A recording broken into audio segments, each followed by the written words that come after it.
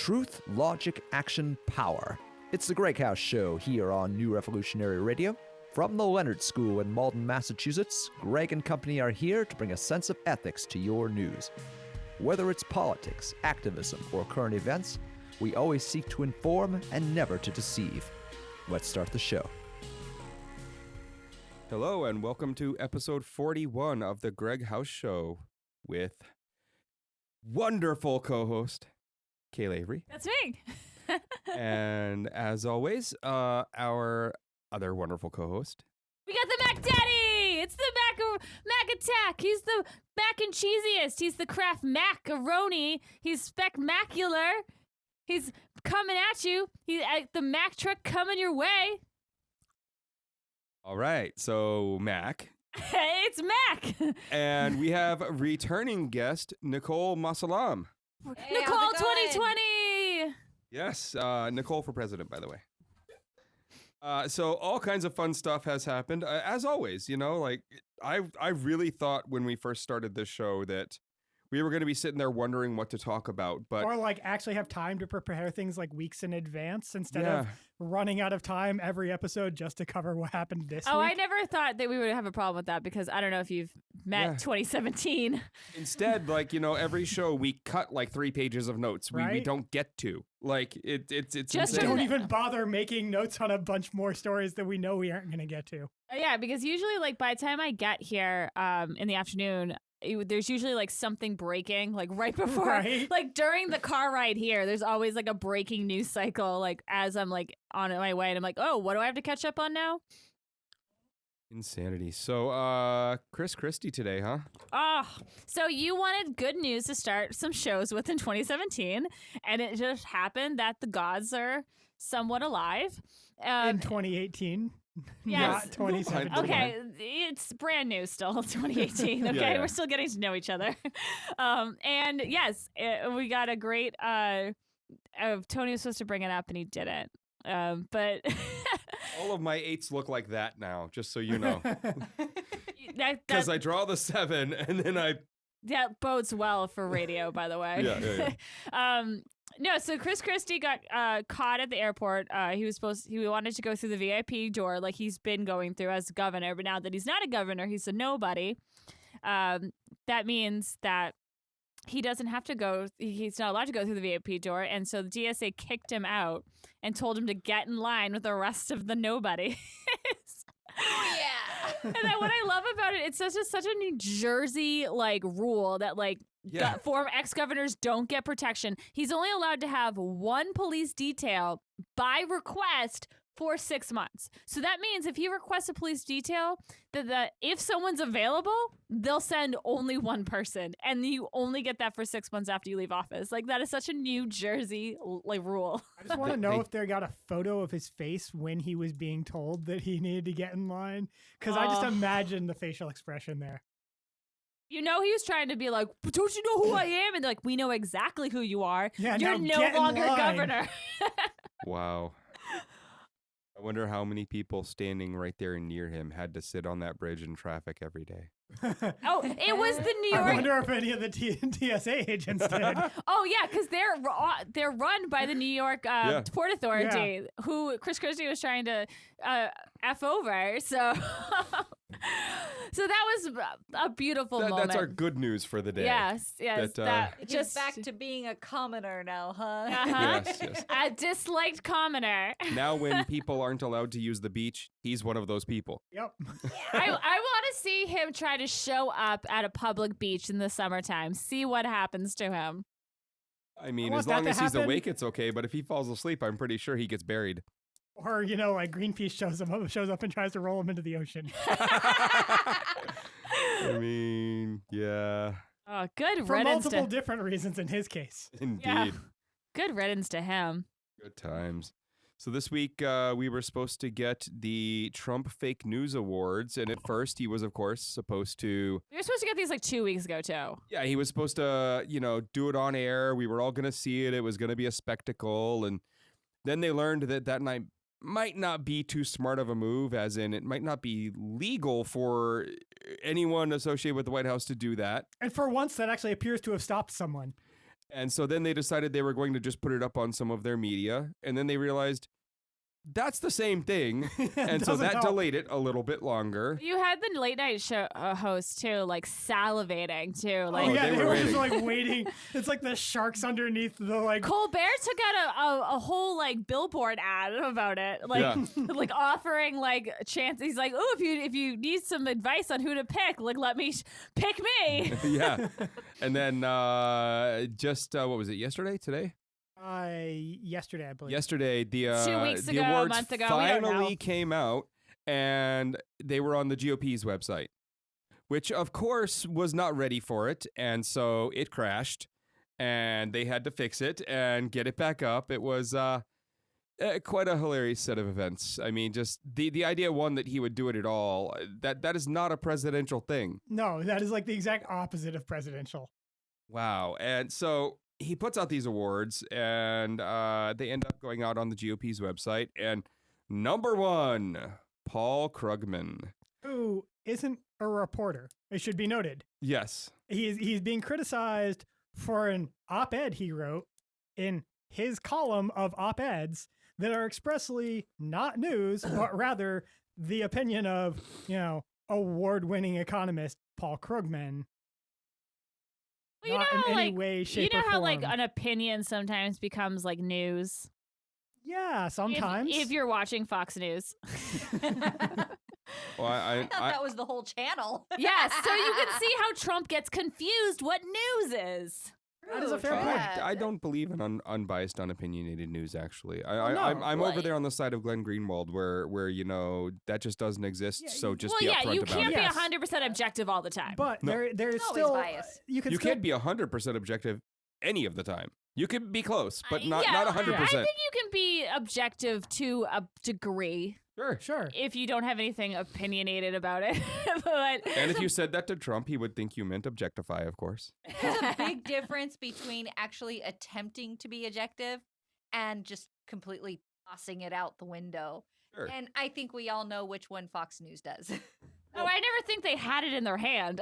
Yeah, no. Like I think they were 100% like, what's my opinion? I like it. Yes. I mean, we know for a fact, based on the history of the founding of Fox News, that is precisely what happened. Yes, that Rupert is Murdoch founded it specifically for that purpose. Yep. to push an agenda. Coming up, number 2 is ABC News. Brian Ross, for a story claiming Flynn would testify that Trump had directed him to make contact with Russian officials. ABC later had to clarify that the confidential source for the story had said that Trump had requested Flynn find ways to repair relations with Russia, and that the story as reported hadn't been verified through their editorial standards process. I thought he got 4 And weeks. it turned out that the direction happened after the election. Right. Yeah, There'd so been- I thought the reason the mistake was he said president, not president-elect. the mistake was actually that he reported that it had happened during the campaign and that Trump had specifically instructed Flynn to get in touch with Russian officials. But it turned out that during the campaign was only about repairing relations with Russia, and that if there was any direction to the effect of making contact with Russian officials, it was after he'd been elected and therefore was okay. Okay, yeah. So, Yeah. So basically, out of the 50 million things people have said that Trump did that were all bad, it took him months to find 10 that he could kind of find some minor holes in and then report on. And And some of those are ones that were already apologized for and retracted long before this. In fact, not only that, but basically all of them were either not actually a news story in the first place. 2 of them were tweets. 1 of them was an op-ed. Were retracted and apologized for, in some cases with people being forced to resign or be suspended without pay. Not one of these really constitutes anything resembling what they're trying to call this fake news, that where they tried to push a fake story and then tried to stand by it. Yeah, no, it's not. It's not like Fox News. In fact, the only one that even vaguely resembles that really in any meaningful way was the story that came in last on the list. And that one still had a correction issued. It was just a half-ass correction where they didn't really take back the entire story. They just kind of were like, well, okay, so it turns out they actually did. It was the story about the Trump administration hiding a climate report, and then it turned out that it had been published months before on another site and just hadn't gotten much attention. Yeah. And the New York Times was like, well, it didn't really get any attention before we commented on this, which really wasn't Sure. a very, Yeah. That's a bad retraction. But the fact that that was what they put in last on their list. Yeah. Like all the ones grasping above for it. straws. Like, Yeah, because Trump just wants to humiliate or try to pretend like he's humiliating these people, but really he's getting them more clicks and more attention. Yeah. Oh, and I just want to call out specifically because they go through 10 specific stories from specific outlets, except, as I said, a couple of them were actually tweets and not actually stories from those outlets at all. And some of them were op-eds, but, basically they cited specific examples for 10 stories. And then they were like, last but not least, Russia collusion, in all caps. Russian collusion is perhaps the greatest hoax perpetrated on the American people. Again, in all caps, there is no collusion. I mean, which just sounds like this was like written verbatim in front of Trump. Like he insisted on that wording. So He's like, no, put it in caps. So he probably wrote it or tweeted it, to be fair. Yeah, because he probably. only knows how to tweet. Look, he DM'd it to a staffer. Yeah. Or he thought he was tweeting it, but really, Yes. like someone was like, "Here, tweet it to me," and then like just handed him his phone. But yeah, and like, so first of all, the entire list is a joke. But then at the end, they have one that's not even like, first of all, in no way, shape, or form is a fake news story. Second of all, it's not even like a news story. It's an entire category of stories which have had many different related stories, which weren't fake news, all revealed over the last year. So just it really caps off just how bad this dumb list is. So normally at the end of, one of these, we tell you to go read it, to go check it out for yourself. But honestly, there's literally no point to this Just one. garbage. Yeah, I literally was just gonna say. And what was the point of this? Yeah, literally, don't An exercise waste in futility. your time. Yeah, don't go to the So- GOP website ever. So next up, I think that whole site could a be problem that Trump probably didn't cause. Amazingly enough. Or maybe he did. We don't know. So yes, this one not Trump's fault. This is false alarms for missiles. Interestingly enough, in both Hawaii and Japan, over the span of a couple days. And I find it interesting simply that this never happens, and And there it also- is twice in the In span 1 of week. like the only thing that makes sense to me Handful of is days, after yeah. Hawaii happened, maybe since NHK has this built into their thing, they were actually attempting to test it and then messed up or something. Yeah, that could be. But also, like, why is it just a single? Like, why isn't there like a double click, like, "Are you sure?" option for Yeah. sending a missile like warning? And like, why did it take 38 minutes? Yeah. Gabby Tilsaler knew within 12. Yeah. And then it was an extra 30, like, I can't do math off the head, 36 more minutes before the rest of the state knew. I'm sorry, what? Yeah, it's amazing. In fact, Like, when I tweet something, I have to, like, click 2 buttons. Like, I not, like, it's not like a fail, there's not a fail safe. Like, they don't have a budget for testing. So it's just, And I'm not like saying that like jokingly, like that's actually the problem. They don't have a budget for I testing. know, but the idea of pushing a wrong button to, like, warning, this is not a drill, like, They have a confirmation button, but it says press once for yes and twice for no. Yes. Of course. And there, I'm sure it's probably Double yes. it gets me every time. And of course, they blame the Hawaii warning. The error was blamed on an employee who, quote, pushed the wrong button. Which is weird. There I didn't shouldn't think be, like, Jared Kushner's a intern button. was working in Hawaii. I'm just saying there shouldn't be a button.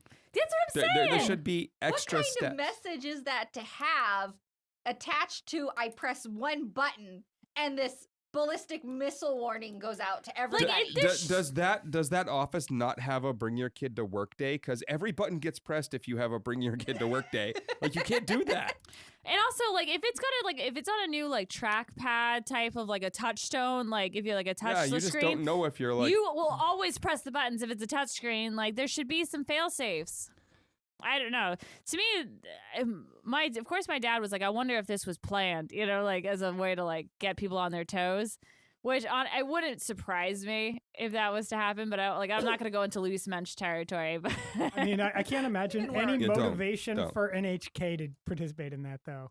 it just seems so crazy. I don't see that happening. So, sticking with the Koreas, they are suddenly talking and actually having somewhat fruitful discussions compared to the yelling we're used to hearing about and the grabbing of people across the border to imprison them that we hear about. I wonder if their talks are more like, hey, you know that Trump's crazy, right? Yeah. At this point, I assume the reason they're having all these talks is they're like, well, neither of us wants to be on the same side as him. And neither of us want to get blown up by him. Right. Well, not just that, but I'm sure Kim Jong-un is, in his palace somewhere going, wow, there is a guy in this world crazier than I am. He walked right into one of Kim Jong-un's disaster. traps. I still can't get over the fact that Kim Jong-un was like, watch this. I'm going to tweet. I have a button. And I shit you not. Sorry.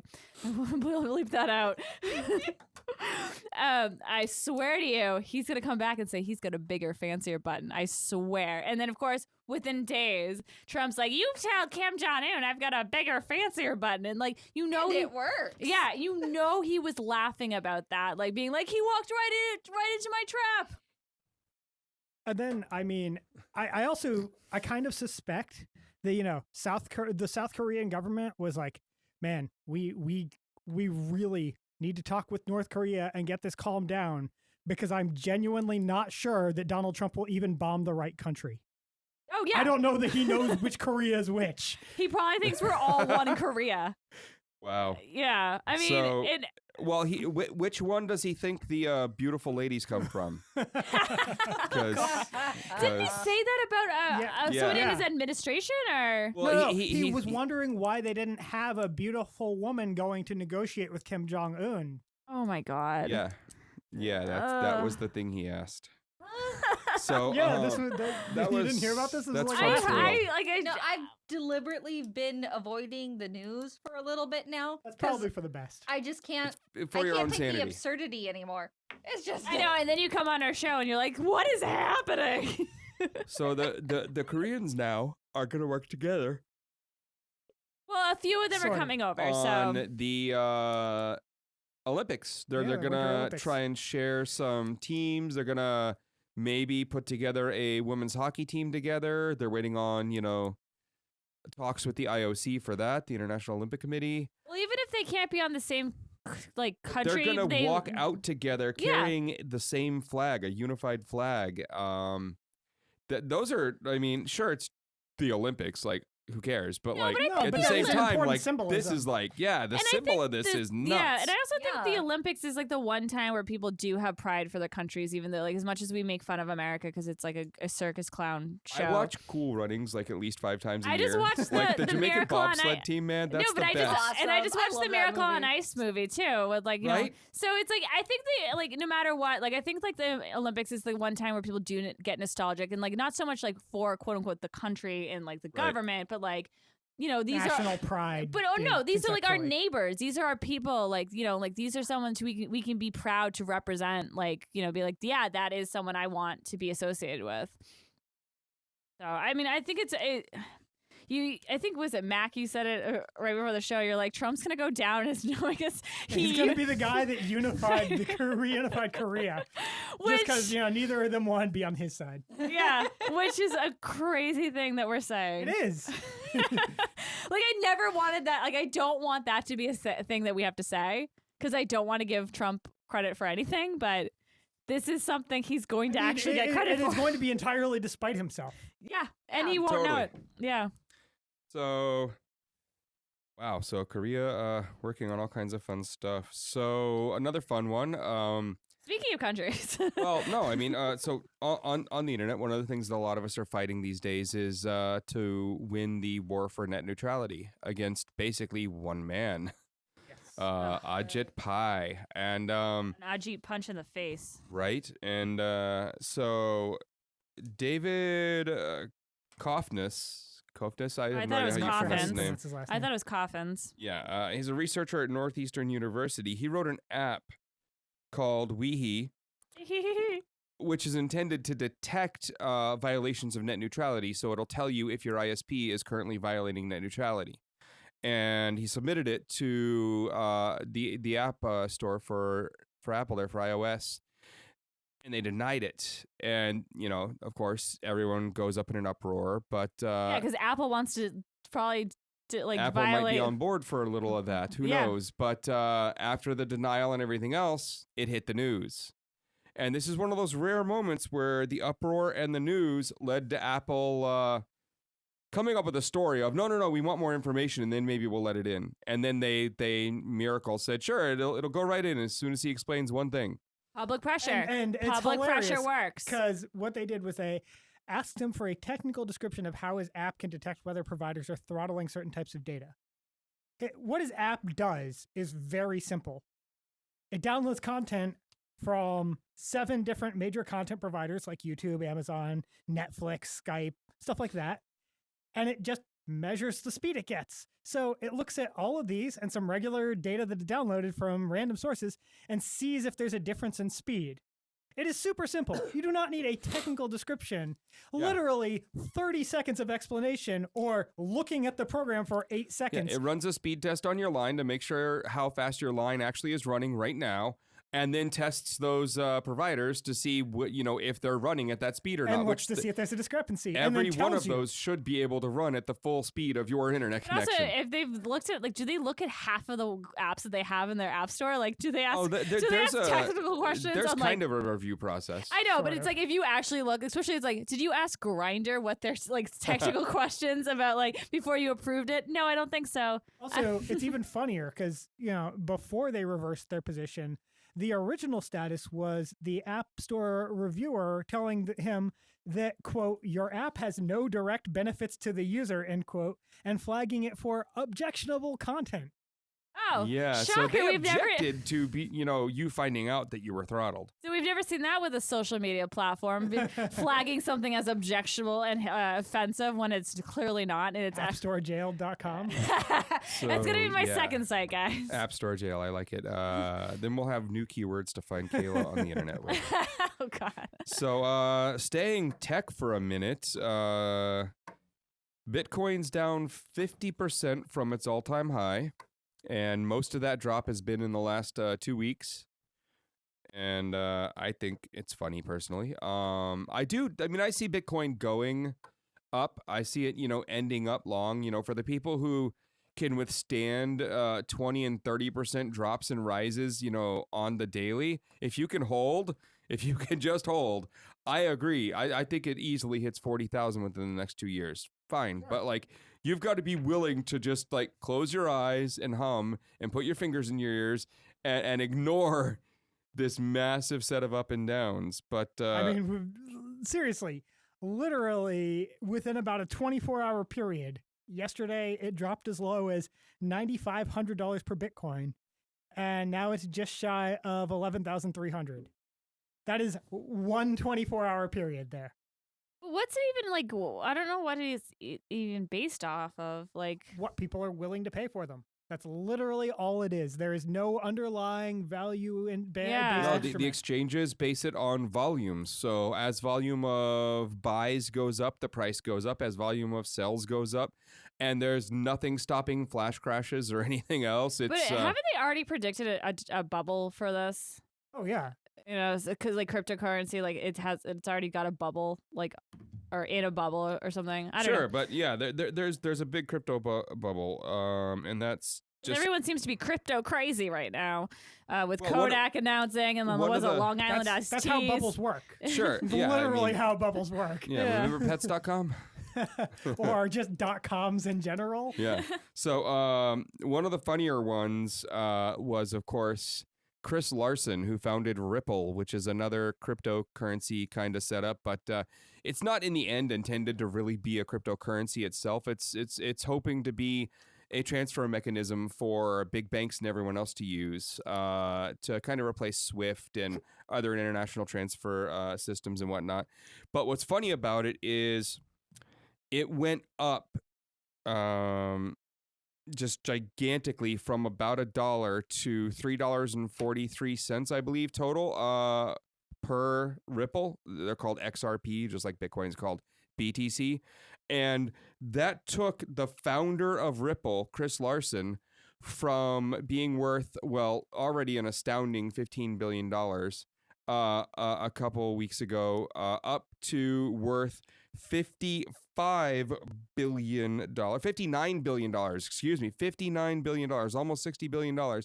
And that put him in the top 5 wealthiest people in the country. You think when he got that title, he said, "Can you Ripple, believe it or not?" And then, well, and then a week, that was like January 4th. And then a few weeks later, it falls 74% over the last 2 weeks. It's fallen.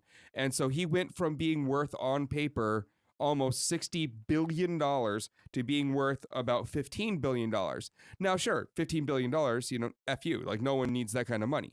But still, the fact that this area here is making someone's net worth on paper go from 15 to 60 billion and back to 15 billion again over the span of like 3 weeks.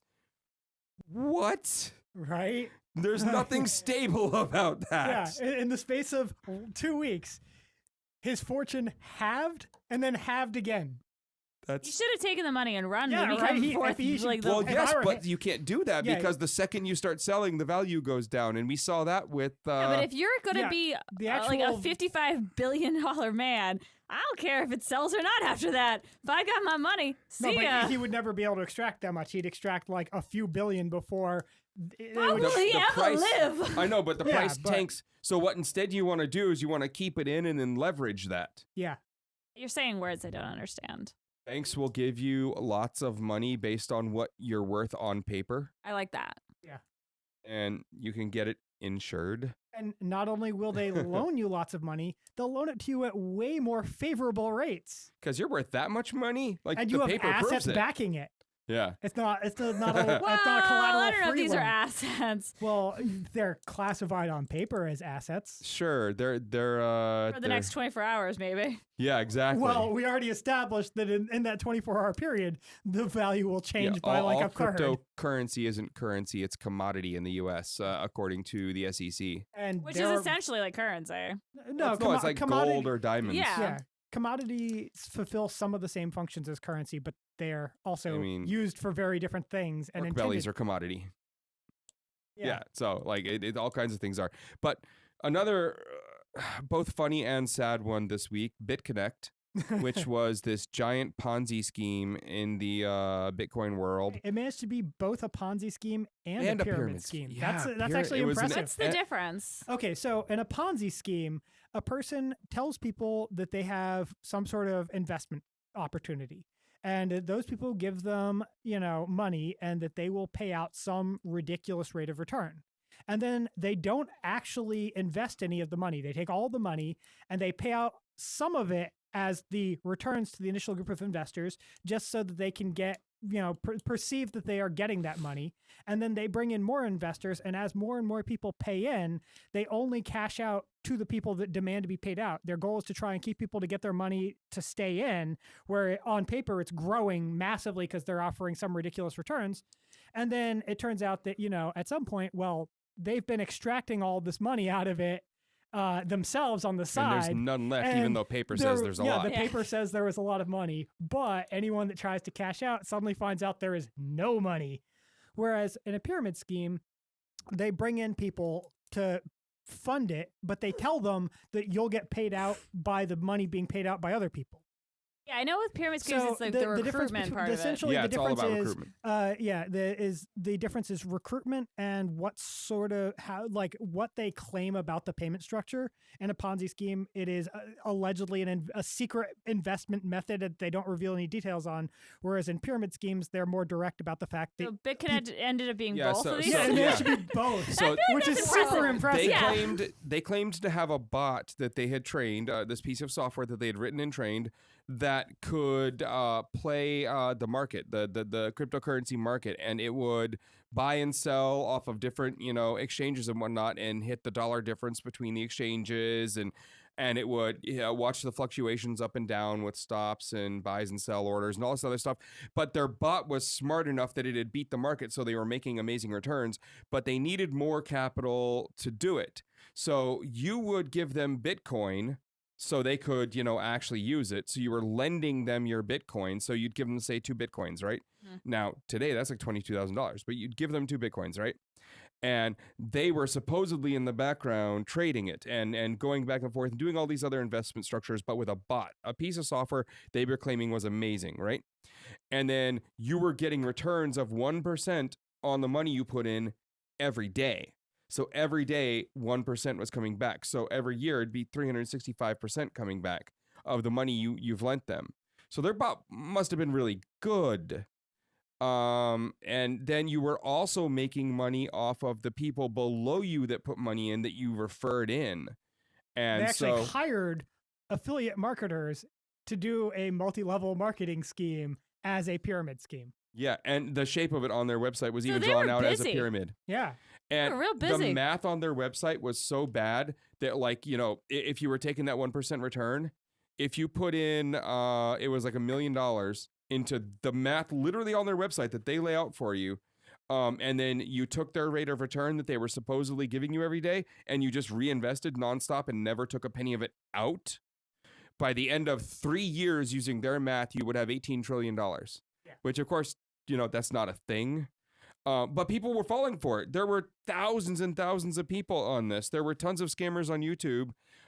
Looking at you, Crypto Nick, out there talking about this, getting people throwing in. some shade. And Anyone that looked at what they were offering and didn't immediately conclude it was a scam is, and I'm just going to be frank here, an idiot. an absolute idiot. Because if someone is offering you a 1% return on your investment Daily? per day, that is a scam. That's period. not possible. That is 10 times what even the most optimistic realistic Yeah. returns would be. Yeah, so How scary is it to have you say exactly what I was just thinking and taking it a step further? Like, I really believe that movie Idiocracy wasn't a Yeah. movie. It's a forecast of our future. No, It's happening now. No, That's a Idiocracy documentary. is clearly a work of fiction because in Idiocracy, the president recognizes his limits and finds someone smart and better informed to try and solve the problems. So the scam with BitConnect worked out in an interesting way when they exited, as all scams in the crypto space work when they exit. When you bought into BitConnect, you were giving them the Bitcoin, and they were giving you their BitConnect coin, which is some other random coin that they just made up that was really only usable on their platform. So when their platform closes down, of course, it loses all value, right? So let's say you had $10,000 in there. They gave you, on exit here, when they said their platform was going away, they didn't give you your $10,000 in Bitcoin back. They gave you $10,000 worth of BCC, which was their BitConnect coin. So you Sounds have like what you like a secondary person on an email. Blind carbon copy. yeah. So you got their Bitcoin, their BitConnect coin, at a valuation of each coin being worth $363. The problem was, since it came along with the announcement that the platform was shutting down in 5 days, that the second they handed them all out, they started to plummet in value. Within about 8 hours, they were only worth about $20 each. So your $10,000 was now, nothing basically. $100. And so that's how their exit worked, because, in that exit, they supposedly handed you some kind of value. It didn't cost them any money to hand you that value. They didn't have to cash it out. And in the end, it all disappeared and evaporated. Yep. While they walked away with all of your Bitcoins. Wonderful scam. So It really is. there are multiple others in the space that I would recommend avoiding at all costs. I would avoid Tether. I would avoid Tron. I would stay as far away from both of them as possible. I do not believe for a minute that either of them are worth a penny, and I believe everyone putting money into them will lose every penny of it. Well, I mean, really, there's only one cryptocurrency that everyone should be investing in. Dogecoin. Yes. What did you just? Gesundheit? Dogecoin. It is the best cryptocurrency. That doesn't sound like a real coin. You're right. It doesn't. So that's cryptocurrency this week. $40 billion appears and disappears on one guy's ledger there. We talk about this all the time, and I still have no idea what you're talking about. Right. The people involved don't you, either. Yeah, in case you haven't gotten the gist I from all haven't. these I stories, haven't gotten it. it's all bullshit. So The only thing you should really get from this is that there's some kind of value there. We don't know what. Either does anyone It's else. not in my pocket. That's all but I know. it will definitely be going up in the future, I believe. It might even still go down a little more now. I just personally I think we have the should belief just that it make. goes Can up in we the future. incorporate us as a Bitcoin? Is that going to make our value go up? All you have to do to your company is add the word blockchain to your name. So and we're put going out to a become the press release. GreggHoush blockchain show. Yeah, I mean, we'd instantly, our Patreon would like go through the roof. Let's do it. Like, it would be nuts. well, I think we have to get on like the New York Times or something. Our Patreon's still only like $35. Our fans really They're broke. really hurting us. Yeah, Oh, this economy is not the best one to be asking anyone for money in, is it? Not Uh, entirely. it's tough times right now. It's not tough trickling times. down on anyone yet. It's not. Something's trickling down, but it's sure It's not money. It's warm, but it's not gonna be. It's not good. Yeah, Look, it is it's golden. definitely not good. So, good old Mick Mulvaney. Oh God, yes. that's never a sentence that starts Good well. old Mick Mulvaney. So the CFPB, which he is of course the head of, Well, is he? Well, the acting head. acting head of. Because I feel like there was another guy that was appointed. That was kind of, illegally the one I that feel like it should was have written been. in law. Maybe, but someone's actually currently in control and the other person's being ignored. So that's where we Okay, find so ourselves. possession's 9/10 of the law here. Possession's 9 Okay, tenths of the got law. it. Yeah. Got it. Well, he in really looking to move the CFPB forward, asked for the budget that he thinks it needs to do its work, which was of course $0. Okay, first He of all, requested okay. $0, I- down from 217 million last quarter. So my brain is stunted Or no, wait, 1 hearing year ago. and reading No, that was last quarter. I'm sorry. That That the was notes last are quarter. incorrect. Yeah. So, So he yeah. requested $0. Now, he had a justification for this. You see, the Bureau... So of he Cur- does not want to get paid for this job. Well, no, Well, his justification this was is that the we have operating budget. 177 million in the bank already, and we only intend to spend 145. So we're good here, and we don't need any more of the taxpayers' money. Of Was course. his justification? The reason that they have 177 million in the bank is that the former head, Richard Cordray, who was appointed by Obama, maintained a reserve fund in case of overruns or emergencies, but Mulvaney says he just doesn't see a need for that. Of course, we're also talking about the guy who said that the CFPB is a sick, sad joke and, quote, an awful example of bureaucracy gone wrong, end quote. So, it seems kind of obvious that he would think that he doesn't see a need for Except- a reserve fund in case of overruns or It's- emergencies. It's not even bureaucracy. It's an oversight group Yes. that's strictly for consumers. What you Yeah. mean? You mean CFPB stands for Consumer Protection? It's Consumer It's Financial almost like Protection they Bureau? gave back hundreds of billions of dollars that was stolen from them from Wells Fargo. No, that wouldn't happen in it's America. almost like they did that. So that's good old Mick Mulvaney. Gonna use the emergency fund instead of Can we take new go money. to the next great news that I saw here? What would you like to talk Yeah, about which next? one are you thinking? Sebastian that put Gorka? a giant yes. Yeah, yes. I figured as much. So Sebastian That I Gorka. circled it and wrote great news. Our favorite now ex-White House Nazi. Yes. Oh, it's And that he is the one that is literally a Nazi, oh yes. as He- opposed he to would the wear the pin. neo-Nazi. He would wear the pin that proved he was a member of a It's Nazi his organization. father's pen. It's my father's pen. your father was a Nazi. Yeah. How dare you say that about my father? That's well, what I that's mean, what I'm said, not the Gordon. one saying it. The pen that he had that said he was a Nazi dude. And it's the tiny V in your name. So that isn't legally in your name. You just added it. Yeah. yeah, Sebastian Gorka, while he was an advisor at the White House, had an arrest warrant for him over in Hungary.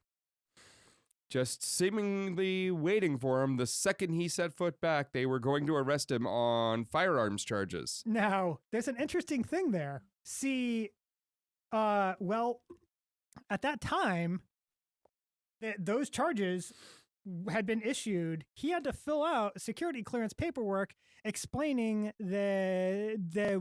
saying whether or not he had any, criminal charges or arrests or anything against him. And apparently either lied on that form and said no, or said, yes, I am currently wanted in Hungary, and somehow got a security clearance despite that. Ooh, can I guess which one he did? Well, we don't have an answer to that. Does he need to amend like Might everyone need to- else? I'm gonna say he File lied because we also know he His whole lied to get into the administration, country. I mean- Yeah, nonstop. Hey, he didn't just lie to get into the country. He also lied to get his PhD. Does he even have a PhD? I think Sort he of. didn't he just buy it from Jirai? Sorta. I mean, he nominally has a document that claims to be a PhD. Sure, Kinda, sorta. the people that were on his boards for his PhD, the ones that were actually on the board that eventually gave him his PhD at least, weren't actually qualified to be on that board in like 2 out of 3 cases. But, technically he has a piece of paper that says PhD on it. He sounds like you're making fun of a British accent. He does. He does. Like his accent does not sound like a real accent. It sounds like a white person making fun of another white person doing a British accent. And like not doing it well. Yeah, like on purposely doing it bad, like making fun of like Downton Abbey. So yeah. So how many advisors Have in the White lied- House have in lied the on their- last, I don't know, couple hundred years, were facing arrest warrants in their home countries while being an advisor wearing a Nazi pin in the White House? But he's from want people to come from. Don't you know that? Oh, That's true. so he's not from a shithole? Yeah, apparently. Apparently. Yeah, so why don't we talk about that one next? Yeah, I what, mean, what a segue there. So, can't resist that one. yeah, so Trump says in a meeting at With the a bunch of Oval congressmen. Office with a bunch of congressmen that, quote, why are we having all these people from shithole countries come here? And then said that, we should be getting people from Norway instead. From countries like Norway. So, so in this wonderful meeting, it seems that some people were listening and some people weren't. Well, I mean, I don't know that we can really say they weren't listening so much as later on they chose not to recall hearing certain words. Yes, yes. Actually, I'm not even sure that's necessarily true given how very specific those denials tend to be. Like when Trump allies David Perdue and Tom Cotton released a joint statement saying they didn't recall him using that language. Also saying that they were sitting just as close as Dick Durbin was. Oh, yeah. Tom Cotton said that on Face the Nation. Yeah. Now, of course, they said that was in response to Dick Durbin being one of the ones specifically confirming Trump's phrasing, saying, quote, in the course of his comments, he said things that were hate-filled, vile, and racist. I used those words advisedly. I understand how powerful they are. You've seen the comments in the press. I have not read one of them that's inaccurate, end quote. And then his account of the story was, as Senator Graham started to read the plan, the president started making comments and asking questions, and that's when things deteriorated rapidly. When we talked about those in the United States on temporary protected status, there was a comment that they were from El Salvador, Honduras, and Haiti. Haitians, he said. We don't need more Haitians. Then we went on, and the president started commenting on immigration from Africa, and that's when he started using those sickening, heartbreaking remarks. So he's pretty clear on what happened. Lindsey Graham, who was also in the room at the meeting, didn't specifically say that, that is what Trump said. Instead, he said, quote, following comments by the president, I said my piece directly to him yesterday, end quote. And also, he added that, quote, I appreciate Senator Durbin's statements and have enjoyed working with him and many others on this important issue, end quote. So he didn't come out and say that, but he gave one of those suspiciously worded, I'm not going to say that, but it's pretty clear from what I'm leaving out that I very clearly mean that he said exactly that. Yeah, absolutely. I like how on the Sunday shows though that they basically like after Dick Durbin was like no like he said this and Lindsey Graham was like like kind of I'm not going to say he said that, but I agree 100% with what Senator Durbin said. Yeah, and then so it's like you already have like, and then they said there was 6 people in the meeting and like more or less like everyone but Perdue was like agreeing that like yeah that's pretty much what he said without saying the word. The initial statement from the White House was quote, certain Washington politicians choose to fight for foreign countries, but President Trump will always fight for American people. Like they didn't even comment on it. But it's like then on the Sunday shows you had Perdue being like, well, Dick Durbin just lies all the time, so like it's not surprising that he would lie about this. And it's like just blatantly accused Dick Durbin of being a liar on the Sunday shows, and like that was like no one even like really batted an eye. Like a couple of people did where they're like, hey, should we go back to that? Which the funny thing to my mind is, he's accusing Dick Durbin of being a known liar. Well, White House reporter Josh Dowsey tweeted that a White House official told him that the debate is over the specific word shithole because, according to this White House official, Cotton and Perdue claimed that the word was shithouse. Because that makes all the difference. That changes everything, right? Well, it changes. Oh my goodness. Well, it changes the fact that like Trump can't right? even swear Why was everyone correctly. making a big deal over it if that was the word? Yeah, it's like Trump can't even swear correctly. Like that's how incompetent he is. He doesn't even know how to say the right swear word. Although I think my favorite part of all of this was when who was it? We don't have it in the notes. I saw this yesterday, I think. It was, you did the notes, Mac. Right? But no, it was, I want to say like not an ambassador, but someone from Homeland Security or something. Oh, Kristen. No, this was a different one. This wasn't the one that went on Fox News Sunday. This was one that was under oath. Yeah. Oh, was that also it was Kristen. It was Kristen Nielsen. Yes, the secretary. Yeah, so it was also her. Yeah. So she went under oath, and they like asked her about Trump's comments in context, and she was like, well, I don't remember him saying that exact phrase. And then they tried to ask her, well, she's trying to defend Trump's comments and suggest that he wasn't being horribly racist, as anyone with anything resembling a working brain can immediately tell he was. But they had to ask her like, so is Norway majority white? I think, and she was like, I don't actually know.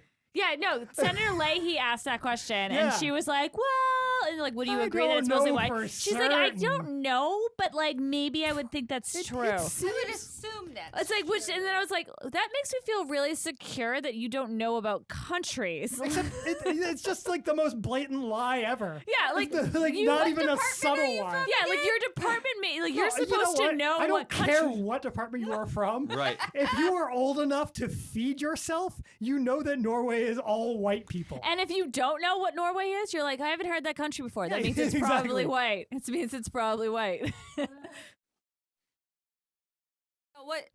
What's all of this conversation really is that some people are trying to say, well, yes, these countries are crappy, and yeah, the conditions are crappy in them, but the way that this was stated and the way that all of this has come across, that we want people from these countries and not these countries, implies that these people have that worth. Yeah, absolutely. Yeah, no, It's not so much about the countries; it's about the people themselves. You didn't just it call doesn't their matter. home. It doesn't matter if the country is in bad condition. That doesn't mean the people are bad people. But also, Well, most of also, the countries that are in bad position is because of America. Yeah, as well.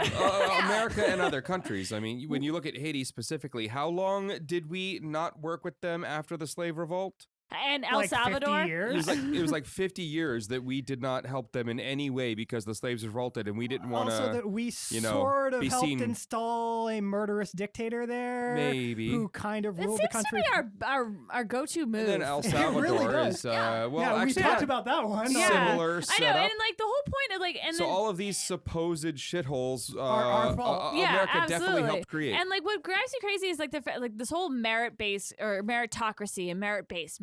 Anytime you hear someone say merit base, it's usually a white man, because if you know what merit is, that you know that like people don't have the same playing field, and like to make a merit base, it's like some countries do get preferential treatment because they need preferential treatment. That's how this works. It's always funny to me because every time you have a conversation with someone and the phrase merit-based comes up and they're talking about like society or anything, the next thing you can predict is that if you broach the topic, the very next thing you will hear from them is a justification of why inherited wealth is 100% okay. Yes. Like, it's not like, okay, so it's like, you can't have merit. You can't do everything on merit if people are born with money. Yeah, those are mutually contradictory. And then you create laws to make it as easy as possible for them to keep as much of it as they can. And keep the Yeah. poor very poor. Yeah. So those who actually work for a living and earn their money are the ones who are paying higher taxes. But if you've got the golden spoon, like, But also, then like, my forbid mom you pay brought your this up fair too. share. My mom brought this up too when when Tom Cotton was arguing about merit-based economy. She's like, America used to be the place you send your criminals. Like, what do you mean Right? merit? Like, America started because not started, but like America used to be the place you sent your dirty criminals. Well, I mean, it basically was how it started. Georgia was a prison colony. The Yeah. Puritans got kicked the hell out of England because no one wanted them there. Yeah, because the Catholic religion of the King James Bible was too tolerant for them. One of the funnier things you can read about is the few pirates that actually were pirates in the real pirate sense that ever existed in around the real the pirate colonies. sense is a great sentence. They would, like the Jack Sparrows didn't really exist What? in any long time period. There were a couple similar to that type, but It's that been around, lasted. They've been around for 4 that- or 7 movies. They lasted all of like 20 years. Yeah. It was very much near the end of kind of piracy, which was much more corporate. It turns out, but the few that were like those individual, I'm just an effing pirate, they would do it here in the areas around the colonies in America, and every story you can find of one getting arrested somehow in one of the colonial towns, the people would rise up, remove them from the jails, and usually do something really bad to the British, who were normally in charge of doing something about it, and make it clear that everything burns to the ground tonight if you even think about arresting this pirate again. Yeah. That wasn't even. It's actually hilarious how much of the history of the colonies involved the population rising up and either burning a magistrate's house to the ground or surrounding it with armed people and telling them it was about to get burned to the ground unless X. Unless you let that pirate go. Yeah. So, well, I mean, sometimes it wasn't a pirate. Sometimes it was the farmer who'd been screwed over by the magistrate making deals, or Yep. sometimes it was this wealthy merchant is overcharging for everything, so we're going to take all of his stuff and leave what we think is a fair compensation. And if you have a problem with it, your house burns to the ground. yeah. Or like there were all kinds of reasons, most of which involved crowds and or buildings burning to the ground. Indeed. So good times. Most of it our fault. And then, of course, they follow it all up after claiming, that he didn't say those things and da-da-da-da. DHS has now announced that it will remove Haiti, Belize, Samoa from a list of more than 80 countries eligible for for the visas that they were Isn't talking Samoa about. aren't America Samoa is Oh, part there's of it. American another Samoa and Samoa? Samoa are Yeah, they're different. different. Oh, okay. I didn't know there was another Samoa. It's like Guyana and French Guiana. Yeah. You know, different There's places. 2 Keanu Reeves. No, this world is not deserving of 2 Keanu Reeves. There is only one. Yeah, we could use more. We could use more. That man, he has been through hell. Yeah, If I know. you actually read the stuff that's happened to him in his life and he still walks around with a smile on, it's mind-blowing. I feel like he's always walking around with a confused look on his face, like, what happened? I mean, if, yeah. if the basically. world had done to you what it's done to him, like, it's insane. I don't know. I can't really get into Keanu Reeves. It's not. You just have to look at what he's done with the situations he's been put into, like the Leukemia Foundation that he founded for Okay, his all right. his sister. I'll have that to Wikipedia that him you don't later. hear about, and it'll be hard to Wikipedia because he kept his name off of it because he didn't do it for any of that. There's just a lot of that type of stuff around him that's really interesting. So no, the world does not deserve more of him. Wow. He's an interesting character. I think we do need more of that. Maybe we do. So that was all kinds of fun stuff there. So Nicole, there is some kind of a march, some kind of a rally coming up here I soon. feel like there's an anniversary coming up. Oh yeah, All kinds of things. all kinds of stuff. So what's going on? What are you helping to set up? Oh, we got the women's march coming up. I This just want to say that Saturday. it's really kick-ass that you're doing this interview while you're breastfeeding. Right? I mean, I feel like that should be commended and applauded because most women are like usually like, here, you have to go in the closet to breastfeed. Indeed. Yes. I'm a working mom. Yes, it you are comes with the working and you're territory. being a mom right now. We are seeing it So- in full view.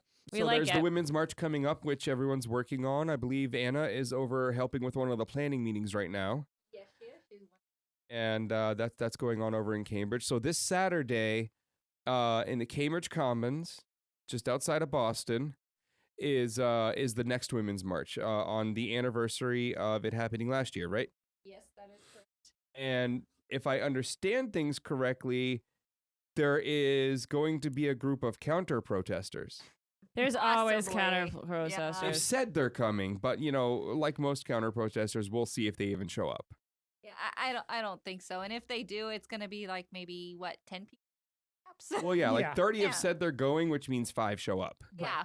Yeah, because Pretty what's much. the weather going to be like? Because I mean, I was Yeah. there last year for the Women's March, but I'm not gonna break it to you. I'm a fair weather marcher. I like it. I like nice weather. So last year was perfect. Sunny, It was sunny. 65 and sunny. It was good. It was good. I'm not great in the cold weather. As you can see, I've got gloves on.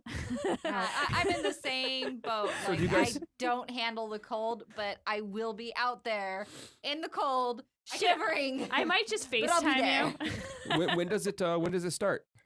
1 o'clock, I believe. 1 o'clock, Cambridge Commons. So are you going to have speakers first? Are you going to just head right out on the march? What's going Yeah, on? is it going to be like last year or what's it?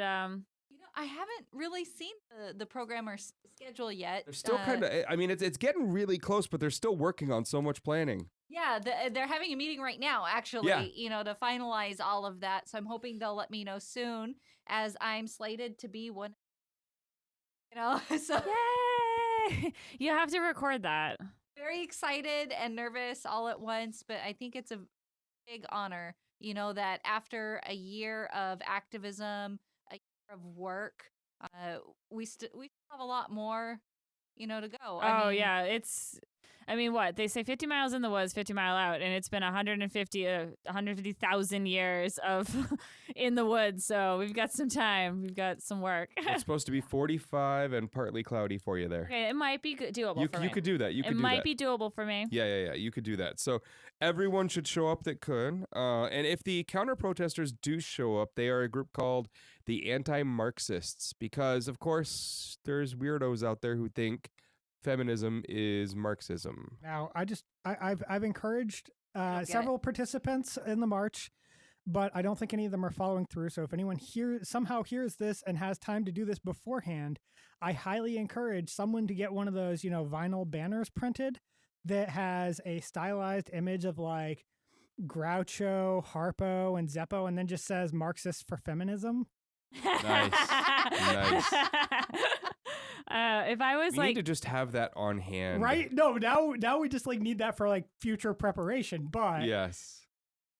So hopefully a lot of people show up to this. I know a lot of people are putting in so back work to, on I'm it. sorry, just back to the march, because like, is it going to be a march this year, or do you not know yet? Because you're with us and not at the meeting. Yeah, I'm here. I'm not there, but I trust that they're doing some great work, and I know we've got great. Really, it's all about babies. Is it about the babies? No, it is about making sure that we take action. We had all of these great people turn out last year in the march. Now we need to make sure that people are following up, that they're becoming active and engaged in the political process and beginning to advocate for those who advocate for themselves right now. There are a lot of families hurting. Like that one father who was deported on Martin Luther King Day, who'd been in this country, his only home, for over 30 years, ripped away from his wife and 2 daughters. That It's wasn't the MIT despicable. guy, right? That wasn't the MIT one. No, it wasn't. Francisco is still with his family, I believe, but that case is still fighting. We have him, who was deported to her political activism. I have another friend that I'm helping to fight for right now who's currently in ICE detention. And we're finding out that the DACA program, even though they're saying it's still up and running, Trump's been doing everything he can to undermine it. So they've been revoking people's status with no warning and no just cause. There is a class action lawsuit being filed by the ACLU right now. I received an update earlier today as well that ICE judges are now refusing even to do bond hearings and are being sued to get a bond hearing for people. And in Massachusetts, they like the state court, the highest court, the SJC, already ruled that you can't hold somebody, a Massachusetts resident, on an ICE detainer for a civil detainer. So it's like, even though the state law says no, these people are allowed to live here. I mean, because I hate the idea of illegal immigration is like it's a term we need to get rid of in 2018, because being undocumented is a civil infraction. Like, that is the same as slipping on your neighbor's driveway and on ice. Like, that is the jaywalking. So if Or it's jaywalking, legal here and our Well, no, no, supreme wait, Well, not- I our wouldn't say- supreme so it's illegal for them to hold. yes. So if our Supreme Court for Massachusetts has said that it's illegal for them to hold someone on an ICE detainer, then why aren't our state troopers going to where ICE is detaining these people and taking them out? That's a good question. That is a great question. Why aren't we forcing these people out? But I don't know. And that's what's so heartbreaking. Well, then we need to have someone file a lawsuit specifically against the state police for not enforcing the law. But can state police infringe on federal agents? Yeah, they can afford to some Absolutely. extent. Well, There's that's the some- question. there's I some don't know. I don't- limitations, That's the but- thing is ICE and immigration is operating literally outside of the law at this point. Yeah, they just didn't they went into a whole bunch of 7-Elevens. They're picking Yeah. up people on the steps of the courthouse and preventing them from going to hearings. So there are now backlogs in our state courts. Where people are getting warrants for not showing up to their hearings. Exactly. They're getting warrants for not showing up because ICE detained them on the courthouse steps. That's disgusting. And then ICE uses this warrant as justification that this person now has a criminal record. So that's not Isn't even that ex post facto? and that's Yeah. not even a full criminal thing. Oh. You can just to have a bench warrant out is not really a criminal detainer. No.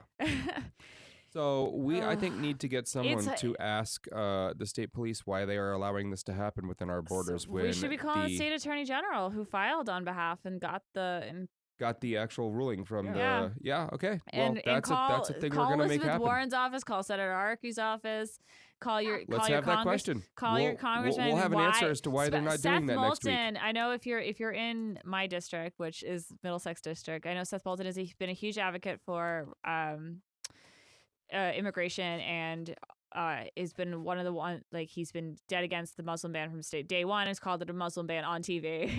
I know he's a good one to call and be like, hey, why are we allowing people in Massachusetts to get detained when the SGC ruled that you can't? It's heartbreaking and it's disgusting. We'll try and ask those questions. Let's make those phone calls. We are citizens of this state. We are allowed to.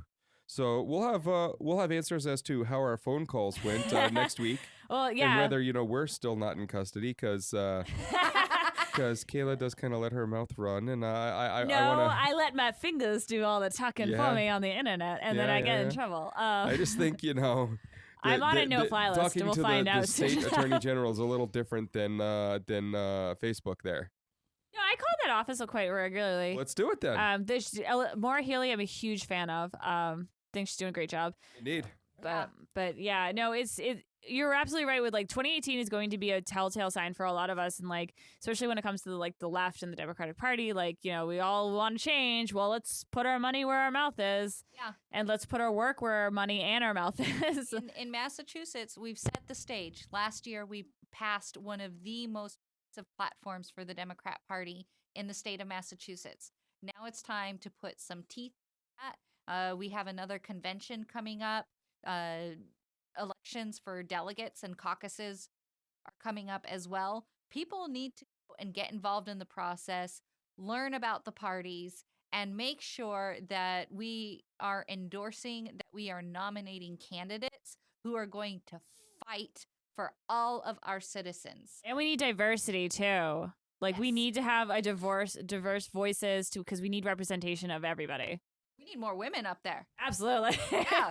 When are you running again, Nicole? 2020. Let's do it. Let's do it. So that's that fun stuff. Let's talk about all the countdowns we keep seeing on all the TV news channels, because every time you turn on one of those right now today, you're going to see a countdown to when the government shuts down. It's counting down. I think last I saw a few hours ago, it said 30 hours left. Yeah, thereabouts. But they passed over in the House, right? So the Freedom Caucus caved and let them vote that one through. And now we're gonna wait on the Senate, and we're gonna see if they get it through too. Now, I just feel like by default, if the Freedom Caucus was willing to back down, it's probably not a very good deal. Yeah, probably not a very good deal. If they were willing to accept it, it must have some pretty awful stuff. So we'll know, sometime tomorrow when they don't let it shut down. Well, they haven't even released any information or on the budget or the expending bill, because I feel like these type of bills, they don't exactly. Well, they're just doing a very temporary. Let's patch it for a few months kind of thing. Or a few weeks, whatever. Yeah. But I feel like even still, these type of bills, they usually okay, we voted, we all agreed. Here's the details. Yep. We don't even get to see the details or know anything about it before it's being voted on. Yeah, and so the funding runs out tomorrow night at midnight. Yep. Eastern time here. And that means the military, which, the military doesn't get paid once the government shuts down. Right, but their salaries don't. Yeah, they just got paid, so it has to stay shut down for 2 weeks before their next paycheck. Yeah, but let's just tie everything to the fucking troops. If the GOP absolutely. If the GOP wants to run on this candor of the troops, well, you shutting down the government hurts the troops. Yes, it does. That being said, it doesn't actually hurt. Well, it hurts the troops. It doesn't really make a huge difference to the military as a whole, because most of the military's actual budget doesn't come from this sort of budget resolution. Indeed, yeah. Well, it's bad for the troops, yet doesn't actually do much to our ability to defend the country. All right, so sure. Some of the military is going to get shut down. Some of the various forces will be shut down. A lot of employees will be furloughed. Yeah, so the that essential stuff will stay. Well, the government. So what people don't understand is national parks. Yep. National museums. I know my aunt works for a national museum, so she got canned with the last government shutdown. She was out of work for I forget how long, but she didn't get paid. And so your parks, beach. Yeah, it's not summertime, but just wildlife refuges, the federal places that you think you can go to are going to be closed. Also, a lot of what are nominally bureaucratic offices, but are public serving bureaucratic offices that you might actually want to deal with. Well, the Democrats keep saying that, the biggest loser in this is going to be the Republicans. And the Republicans keep saying that the biggest losers in this is going to be the Democrats. And A game of and chicken. I got to say, the biggest loser in this is all those people who will be out of work not getting paid. And the DACA. Yeah. Because, I mean, Democrats first said that they were going to shut the government down over DACA, and they've been rolling onto their backs over it. Yep. So we're going to see tomorrow, and I'm sure we'll have stuff to talk about next week when, total anarchy is in place because the government's shut down. Does that mean Trump doesn't have to Is that tweet? how that works? Does that mean we can just, get rid I of wish it? that's how it worked. Roll That's them up not how it in a works. carpet? I wish it worked to where if we had a government shutdown that all of the politicians get paid. Yes. Yeah, that would be a good start. And I'm completely against them, passing all of these stopgap measures. It's ridiculous. They just passed this huge tax cut that's going to balloon the deficit of our country. And then they can't even write a budget and stick to it, which is something that many American families have to do. I have to admit that I can't do that either, but, I'm not paid to do that. I'm Yeah. willing to accept that the budget doesn't always operate in a budget neutral fashion. In fact, often doesn't. But they literally passed one of these resolutions to keep funding the government 2 months ago. But they only made it for 2 months so they could they have knew they this were gonna be stupid fight again. Yeah, in 2 and they months. knew they were going to have this fight again. Yeah. Oh, it was express in the deal. It was literally only to fund the government for 2 to 3 months. And then, of course, they waited till the week before the government is going to shut down. Let's have this conversation again. It's crazy talk, all of it. It's not just DACA, it's CHIP. Yes. Yeah. The fact that Chip's they running out of money. I mean, there are a lot of very important programs. Yeah, both sides both say they care about. Exactly. And I just think it's time for our politicians to actually take a stand for the American people and say, you know what? We're not going to kick this can down the road anymore. Let's do what needs to be done and get it done. Exactly. Indeed. So we're going to end on that. This has been a good episode. Episode 41 here. Everyone should check us out on social. Check out our website, GreggHoush.com. Where can they find you, Nicole? What are you going to be doing? Besides the Women's March, but Besides the Women's March, right now, I'm just kind of taking a little break before I get back into campaign mode, Once Nicole's Yeah. running something again, we will let everyone know. Hopefully get some support for her. Other than that, though, thanks for listening. That's our show. Thank you for listening. Follow us on Facebook and Twitter at GreggHoush Show and on Instagram at GreggHoush. If you like what you've heard and want to be a part of it, check out patreon.com/GreggHoush Show. In exchange for funding our programming, you gain access to exclusive content such as uncut editions of our podcast. We have new episodes every Thursday night. We hope you listen in. The GreggHoush Show was created by GreggHoush, executive produced by co-host Eric Gaures, and co-hosted by Kayla Avery. Other contributors include producer and writer Anna Jeffrey, co-host producer David McGuffin, and writer-engineer Robert Tortora. Theme music for this show was produced and recorded by Geneva de Colbert. Our interns include co-host Casey McLaughlin, writer-engineer Alec Greeny, writer Maddie LoCicero, and associate producer, writer, and announcer William Kennedy. You're listening to New Revolutionary Radio, your call to action.